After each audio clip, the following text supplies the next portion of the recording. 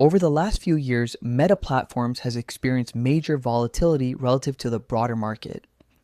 Driven by massive pivots in capital expenditure, first into the metaverse and more recently into artificial intelligence infrastructure.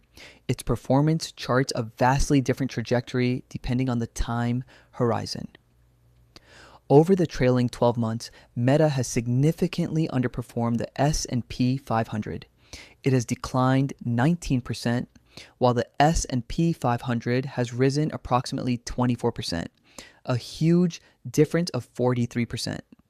However, when we zoom out and look at a period of 5 years, this underperformance shrinks to just 6%.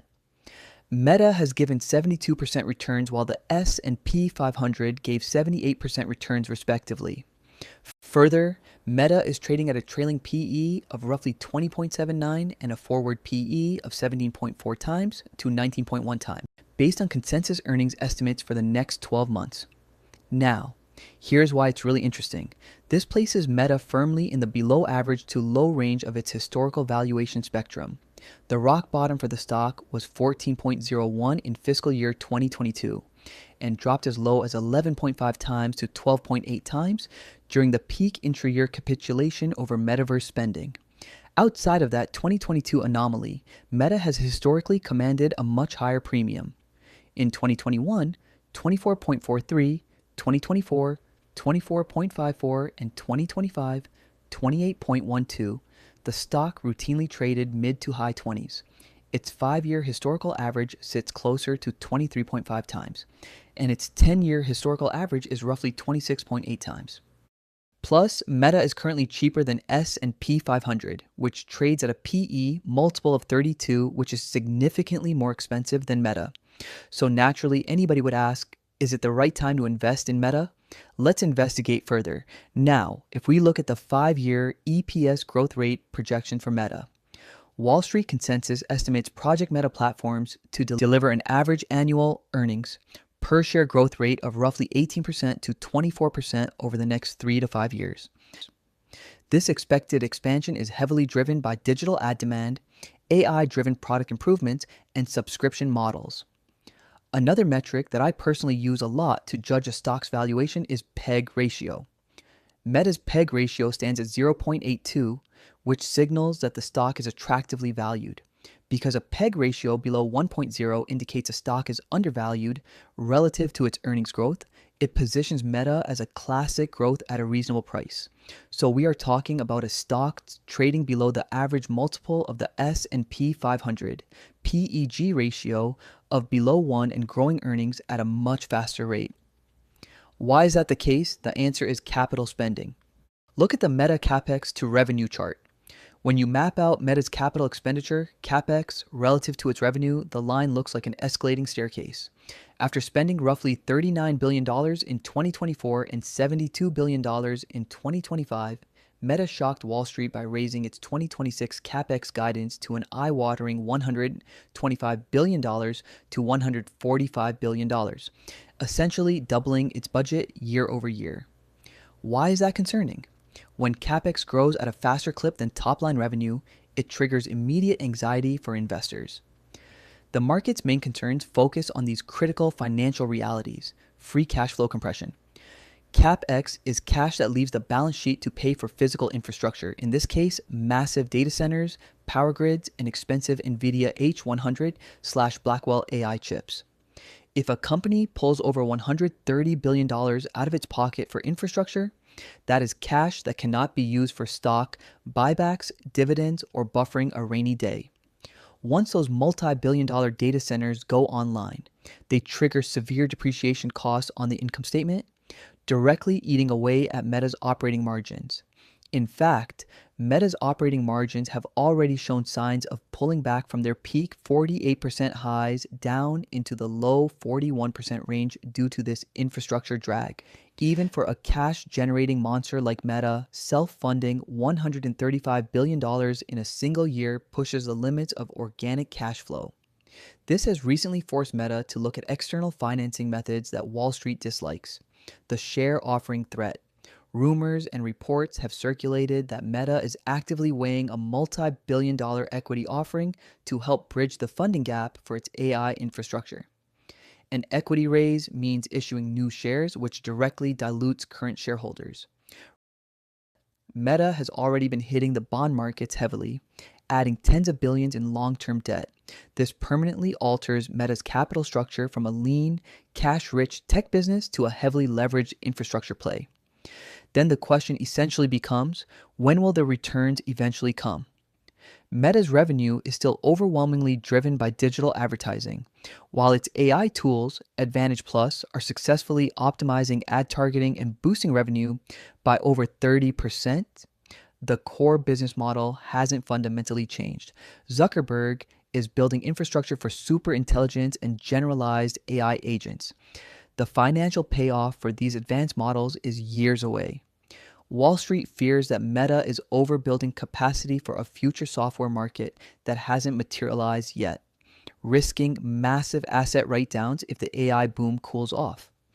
The primary reason Meta is trading at a depressed PE multiple approximately 21 times relative to the S&P 500 is that investors have post-traumatic stress from 2022.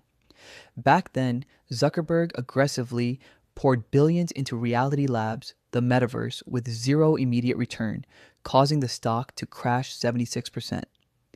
While AI is vastly more practical than the metaverse, the sheer scale of the spending triggers the exact same fear. Unbounded spending with an ambiguous timeline for returns. Free cash flow per share is the long-term drive of shareholder returns.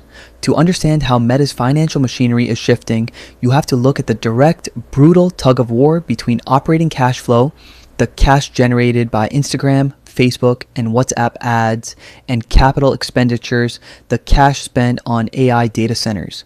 Free cash flow, FCF, is simply what is left over after CapEx is subtracted from operating cash flow.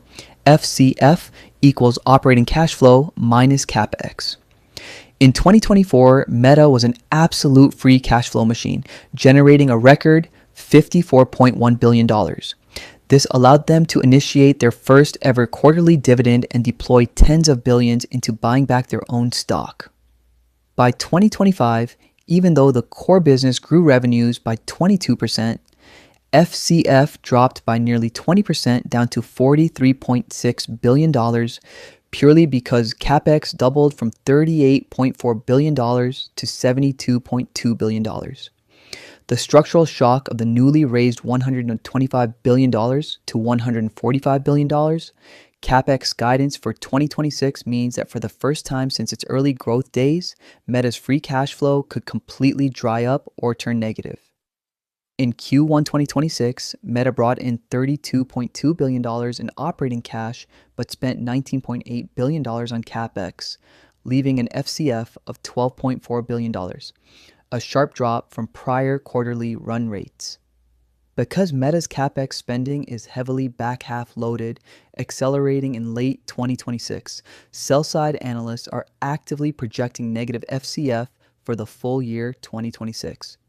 Now, the question essentially is, will the increased capital spending lead to higher future growth? Let's crack open Meta's actual earnings report, because to understand the stock, you have to realize one thing. 90% of Meta's revenue is pure advertising. Now, that is a massive double-edged sword. In the short term, it's volatile. The absolute first thing a corporation does when economic uncertainty hits or the going gets tough, they slash their ad budgets. We saw it squeeze Meta's earnings before, and it will happen again. And right now, Meta has 3 massive rocket engines firing the company straight into space. Look at these operational metrics from the latest report. Engine number 1, daily active people are up 4%. Think about that. Nearly half the planet logs onto a Meta platform every single day. Engine number 2, ad impressions increased by 19%. They are putting more eyes on more content than ever. Engine number 3, average price per ad increased by 12%. Not only are they showing more ads, they are charging more for them. When you fire all 3 of those engines at once, you get a business that grew revenue at 33% last year, boasting a jaw-dropping 10-year compound annual growth rate of 27%. For everyone worrying about Meta's massive infrastructure spend, this growth proves that CapEx is already paying off. Meta doesn't just hope AI works, they have immediate, highly profitable ways to monetize it. First, they use AI to intelligently place ads, finding the exact psychological moment a user is likely to click. Second, they're giving advertisers advanced AI tools to build better, high converting campaigns right on the platform. All of that directly expands their ad revenue, but they aren't stopping at ads. Meta recently introduced the Meta AI Agent subscription service. This is a massive strategic pivot. Subscriptions turbocharge the core ad business by making the entire ecosystem stickier, introducing a predictable, stable stream of recurring cash flow to smooth out those economic cycles. And the cherry on top, Meta's gross profit margins are sitting comfortably above 80%. Now, let's look at the cash. Because of that heavy AI infrastructure spending, Meta's free cash flow margin dipped to around 23% last year, which is below its 5-year historical average. The big picture. This dip is temporary.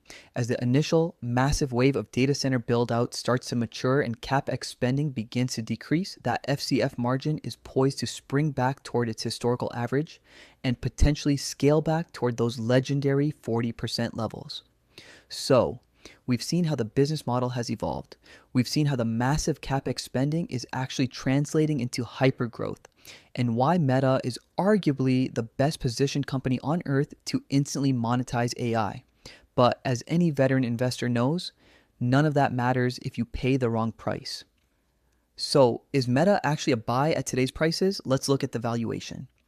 If we look at the DCF model and we assume on average Meta grows its free cash flows at 16%, which lies on the conservative end of the analyst projections, we are looking at a fair value of close to $843 per share, signifying an upside of about 46% from the current share price.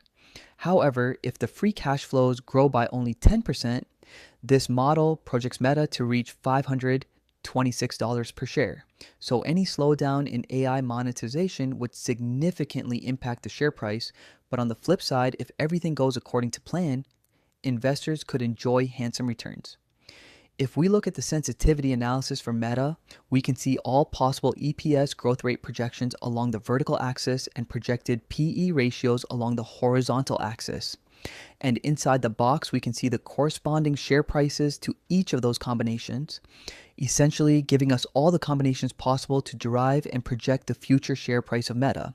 Since the last 5-year EPS compounded annual growth rate for Meta is 14.85%, and EPS for 2027 is projected to grow at a similar number, we will take 15% as our baseline EPS growth rate projection. Moving over to projecting our PE multiple, we can see the last 5-year average PE multiple for Meta is 22.65, and if we take the same projected PE as our baseline projection, we arrive at a share price of $832, which is in line with our projection using the DCF model. So both the models show us that Meta is significantly undervalued. However, we need to be cautious to the fact that Meta is highly susceptible to economic downturns, and any slowdown in AI build-out and monetization will lower our projected growth rates. So all in all, to conclude, I do think that Meta is undervalued at current prices, as we can already see the fruits of increased capex spending in their latest quarterly results, showing more people tuning in to their platforms, increasing their engagements with Meta and AI, helping them to show more ads and placing ads better within their platforms. Therefore, I believe it will be really difficult to stop this juggernaut